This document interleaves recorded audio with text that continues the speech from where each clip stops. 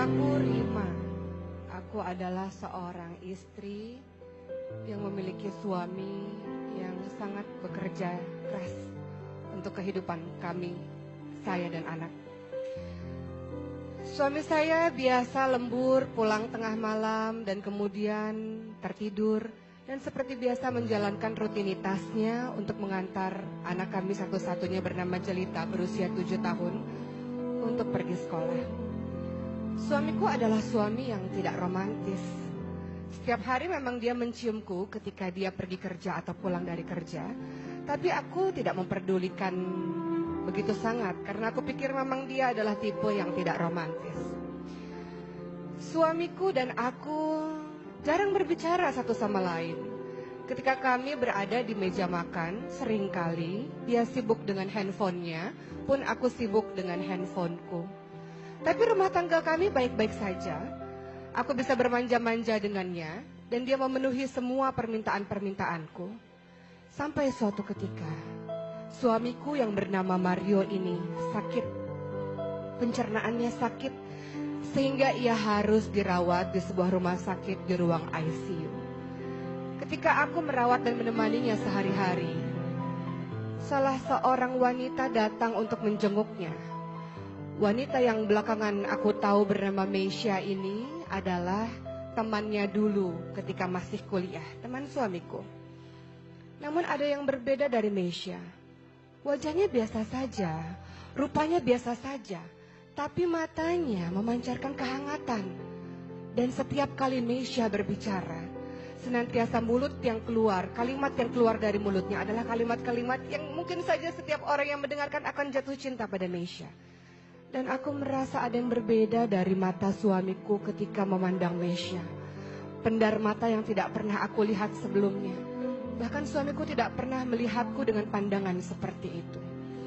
Aku baru tahu Meisha bertemu dengan suamiku 5 bulan yang lalu dalam sebuah pekerjaan.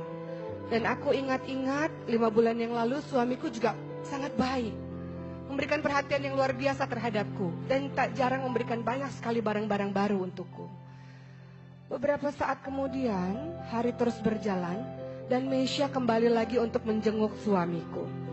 Saat itu aku sedang menyuapi suamiku dan aku merasa sangat kesal karena suamiku tidak juga mau makan. Tubuhnya semakin lama semakin mengurus dan Meisha memberi isyarat padaku untuk memberikan piring tersebut ke tangannya. Dan aku pun menyerahkan begitu saja pada Meisha. Meisha mulai menyuapi suamiku. Dan makanan itu habis. Suamiku memakan setiap suapan dari tangan Meisha.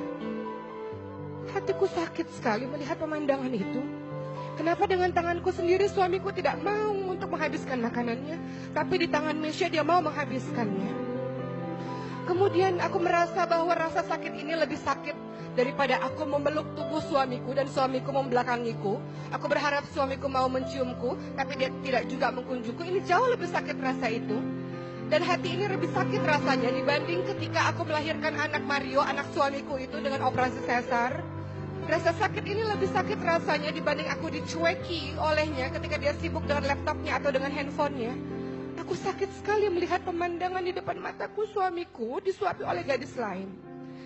Kemudian, aku tak punya alasan untuk membenci Meisha. Meisha adalah gadis yang sangat baik, wanita yang sangat baik. Dia sering membawakan makanan untuk aku dan anak-anak di rumah sakit. Suatu ketika Meisha pun pernah menjenguk suamiku dan ia datang dengan suaminya dan anak-anaknya. Maka apa alasan aku untuk membenci wanita yang sangat baik tersebut? Di suatu sore, ketika hujan rintik-rintik, aku pulang sebentar dan aku bertemu dengan anakku Jelita di rumah. Dan anakku mengatakan, "Mama, aku baru saja menemukan passwordnya ayah.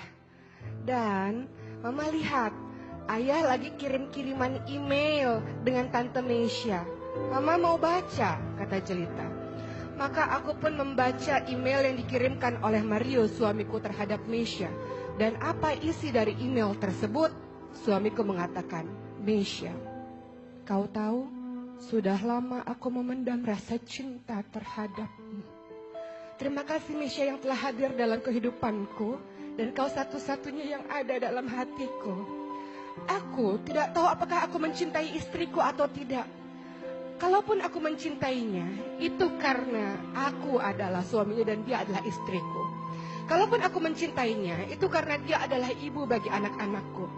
Kau tahu Mesya, sebenarnya tubuhku, hartaku milik istriku, tapi hatiku hanya milikmu, wahai Mesya.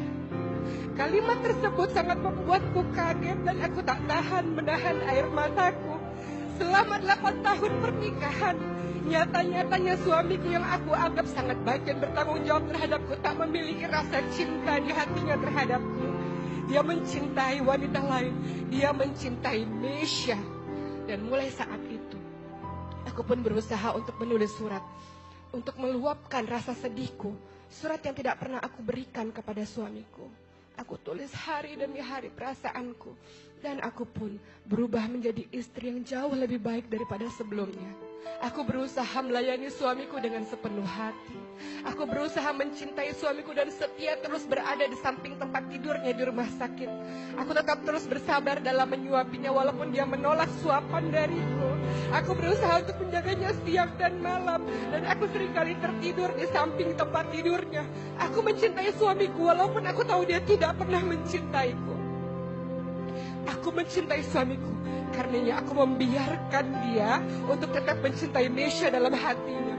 Aku sangat mencintai suamiku, aku rela melakukan apapun, dan aku ingin menjadi istri terbaik untuknya. Suatu ketika, aku pernah membuatkan makanan untuknya, dan aku merasa dia sangat khawatir karena aku basah kuyup ketika aku belajar membuat makanan di tempat orang lain. Dan kemudian ketika pulang-pulang hujan deras, dia memelukku. Dan apa yang dilakukan oleh suamiku tersebut, dia merasa kasihan terhadapku. Dan aku melihat ada mata yang memancar kepadaku dengan perasaan penuh cinta. Apakah itu artinya suamiku mencintaiku? Entahlah. Setahun pun berlalu, apa yang terjadi? Ada Mesya dan Jelita di sebuah tempat pemakaman, dan Jelita dengan isak tangis yang menyerahkan begitu banyak surat kepada Mesya. Tante Mesya, ini surat yang dituliskan oleh mama yang aku gak pernah tahu ini untuk siapa, kata Jelita. Maka Mesya pun mulai membuka surat demi surat yang nyatanya surat tersebut ditujukan kepada Mario, sang suami Rima ini. Di dalam surat tersebut, sang istri Rima ini menulis, suamiku, aku teringat beberapa tahun yang lalu kita bertemu dalam sebuah kantor. Aku merasa aku begitu jatuh cinta padamu dan aku merasa engkau pun membalas cintaku. Suamiku, engkau tahu betapa aku sangat overprotective terhadapmu karena aku sangat mencintaimu. Aku sangat posesif terhadapmu.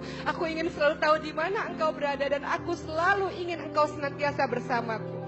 Tapi suamiku, aku baru menyadari bahwa semua yang terjadi dalam pernikahan kita adalah tidak seperti terlihat. Bahwa ternyata engkau tidak mencintaiku, suamiku. Tapi tidak apa-apa. Setelah aku tahu itu, suamiku, aku berjanji aku tidak akan pernah bertengkar dengan ibumu lagi. Aku berjanji jadi istri yang terbaik. Tapi sampai akhir, wahai suamiku, aku tidak pernah melihat mata itu memandang cinta terhadapku. Sebaliknya, aku melihat matamu selalu berbinar-binar ketika melihat Mesya. Suamiku, aku tahu sejak engkau bertemu dengan Mesya, aku melihat engkau sangat baik terhadapku. Engkau memberikan semua yang aku suka. Aku tahu suamiku, walaupun engkau tidak mencintaiku, engkau berusaha untuk bersikap baik padaku. Karena engkau adalah laki-laki yang mengagungkan pernikahan. Engkau laki-laki yang memegang teguh dalam komitmen pernikahan, walau hatimu tidak bersamaku. Maka suamiku, pada hari ini adalah hari pernikahan kita. Aku tidak ingin terjadi seperti 1 tahun yang lalu ketika engkau pulang dengan larut malam. Aku pada hari ini belajar memasak, suamiku. Belajar memasak rumah Bude Tati, suamiku. Aku menaiki motor dengan hujan yang sangat deras. Aku berharap membuatkan makanan terenak sedunia untukmu, suamiku. Aku berharap engkau bisa mencintaiku setelah merasakan makanan buatanku itu.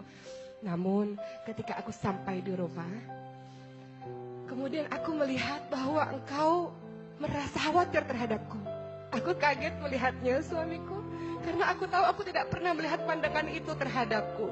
Dan apa yang terjadi, engkau memelukku dan engkau merasa sangat khawatir terhadapku. Aku melihat ada pendar-pendar cinta di matamu. Benarkah itu, wahai suamiku? Ketika Mesya menutup surat tersebut, maka berlinanganlah air matanya. Jelita, sang anak ini mengatakan, Tante Mesya, engkau tahu, mamahku pada saat itu sedang mengendarai motor dan menjemputkan aku ke sekolah. Lalu mama memarkir motornya di samping jalan. Mama dengan wajah bahagia dan sumringah berjalan menyeberang untuk menjemputku. Namun ternyata ada mobil yang sangat cepat berjalan dan kemudian menabrak badan dari ibuku. Menabrak badan dari mamaku dan kemudian mamaku terpental, wahai Tante Mesya. Dan aku sempat melihat badannya bergerak-gerak sedikit dan melihat ke arahku sampai akhirnya ia memejamkan mata untuk selama-lamanya. Mamaku sudah tidak ada lagi, wahai Tante Mesya. Maka Mesya pun tidak sanggup lagi menahan air matanya. Kemudian ia mengambil surat di dalam tasnya, surat yang sudah dia print, email dari sang Mario ini, dari suami istri yang telah meninggal ini. Surat yang sejatinya ia mau memberikan kepada Rima. Apa isi surat itu? Mesya, aku baru menyadari setahun belakangan ini istriku telah berubah menjadi istri yang sangat baik. Kau senantiasa menyarankan aku untuk mencintai istriku. Maka ketika itu dia pulang dengan keadaan basah kuyup dan aku sangat khawatir terhadapnya. Wahai Mesya, kau tahu aku berniat untuk membelikan mobil untuknya agar dia tidak kehujanan lagi. Bukan karena dia adalah ibu bagi anak-anakku, tapi karena aku baru merasa dia adalah belahan jiwaku. Ya Mesya, aku sudah jatuh cinta pada istriku. Terima kasih Mesya, aku bisa melupakanmu. Aku mencintai istriku. Surat itu di tangan Mesya bergetar. Ia ingin menyerahkannya kepada Rima, tapi Rima sudah tidak bisa lagi untuk membaca surat tersebut. Dan Mesya pun mengarahkan pandangannya kepada laki-laki yang bernama Mario yang memeluk sangat erat nisan dari seorang istri yang telah diabaikannya selama ini. Maka Mario memeluk nisan itu dengan sangat kuat dan ia menangis sejadi-jadinya tanpa berucap sepatah kata pun. Lihat, akulah suami, kata Mario, orang yang memang telah berselingkuh pikiran dan hati, memikirkan wanita lain, bukan memikirkan istriku sendiri.